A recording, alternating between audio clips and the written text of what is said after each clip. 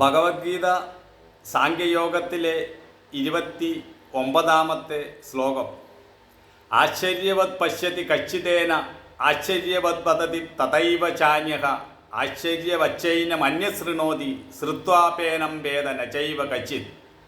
അതായത് ചിലർ ഈ ആത്മാവിനെ ആശ്ചര്യത്തോടുകൂടി കാണുന്നു, ചിലർ ഈ ആത്മാവിനെ ആശ്ചര്യത്തോടുകൂടി പ്രകീർത്തിക്കുന്നു, ചിലർ ഈ ആത്മാവിനെ ആശ്ചര്യത്തോടുകൂടി കേൾക്കുന്നു.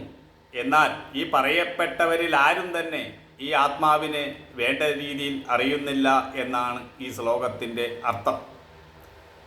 നമ്മുടെ ചിന്തകൾക്ക് സങ്കല്പിക്കുവാനോ ബുദ്ധിക്ക് ഗ്രഹിക്കുവാനോ കഴിയാത്ത ഒരു വസ്തുവിൻ്റെ സ്വരൂപത്തെക്കുറിച്ച് ചിന്തിക്കുമ്പോൾ മനസ്സിലുണ്ടാകുന്ന അനുഭവത്തെയാണ് ആശ്ചര്യം എന്ന് പറയുന്നത്. നമ്മുടെ അറിവിൻ്റെയും അനുഭവത്തിൻ്റെയും പരിമിതിയെക്കുറിച്ചും ഒരു വസ്തുവിൻ്റെ അപരിമിതമായ സ്വഭാവത്തെക്കുറിച്ചും ഉള്ള നേരിയ ബോധം മനസ്സിലുണ്ടാകുമ്പോൾ അതിനെ ആശ്ചര്യം എന്ന് പറയുന്നു. അതായത് മനസ്സിന് ചിന്തിക്കാൻ കഴിയാത്തതിനെയാണ് നമ്മൾ ആശ്ചര്യം എന്ന് പറയുന്നത്. കടൽ എന്നും നമുക്കൊരു ആശ്ചര്യമാണ്. കടലിനെ പറ്റി നമുക്കൊരിക്കലും ചിന്തിക്കാനേ കഴിയുകയില്ല. അത്രയ്ക്ക് വിശാലവും ആഴവും പരപ്പുമുള്ളതാണ് കടൽ. അതിനെ ബുദ്ധി കൊണ്ടൊന്നും നമുക്ക് ഗ്രഹിക്കാൻ കഴിയുകയില്ല.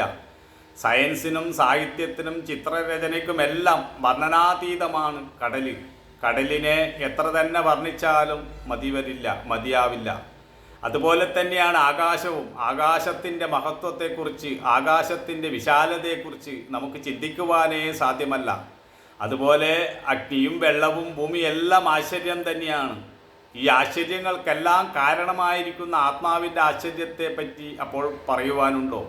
ഈ എല്ലാത്തിനും കാരണമായിരിക്കുന്നത് ആത്മാവാണ്. അങ്ങനെയുള്ള ആത്മാവിൻ്റെ മഹത്വത്തെപ്പറ്റി പറയുവാനുണ്ടോ എന്നാണ് ഇവിടെ പറയുന്നത്.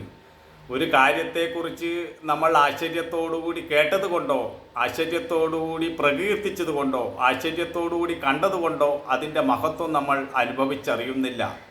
കൃഷ്ണൻ അർജുനനോട് പറയുന്നു, അർജുന, ദശലക്ഷത്തിൽ 1-2 പേരാണ് ഈ ആത്മാവിനെ അന്വേഷിക്കുന്നത് തന്നെ. അതും ഒരു ആശ്ചര്യം തന്നെയാണ്. അതിൽ ഈ ആത്മാവിനെ സാക്ഷാത്കരിക്കുന്നതോ ഏതോ ഒരു ധീരൻ മാത്രമാണ്. അത് മഹത്തായ ഒരു ആശ്ചര്യമാണ് എന്നാണ് ഇവിടെ പറയുന്നത്. ഇതിനെക്കുറിച്ച് ചിന്തിക്കുന്നത് പോലും ആശ്ചര്യമാണ് എന്നാണ് കൃഷ്ണൻ ഇവിടെ പറയുന്നത്.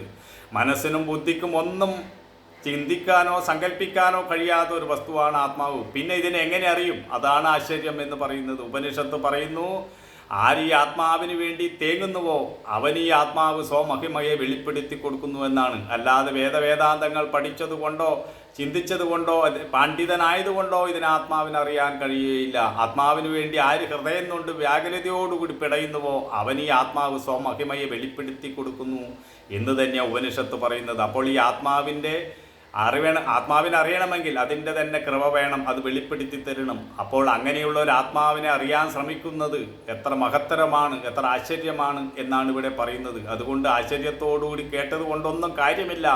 ഇതിനറിഞ്ഞാൽ മാത്രമേ ജീവിതത്തിൽ സ്ഥായിയായൊരു സമാധാനം ലഭിക്കുകയുള്ളൂ എന്ന് ആർക്ക് ചിന്ത വരുന്നുവോ, ആരതിനു വേണ്ടി ആഗ്രഹിക്കുന്നുവോ, ആത്മാവിന് വേണ്ടി ആരാഗ്രഹിക്കുന്നുവോ അവനൊരു ആശ്ചര്യം തന്നെയാണ് എന്നാണ് കൃഷ്ണൻ അർജുനനോട് പറയുന്നത്. അല്ലാതെ ഭൗതിക നേട്ടങ്ങൾക്ക് വേണ്ടി ഓടുന്നത് കൊണ്ടൊന്നും അതിലൊന്നും വലിയ മഹത്വമില്ല.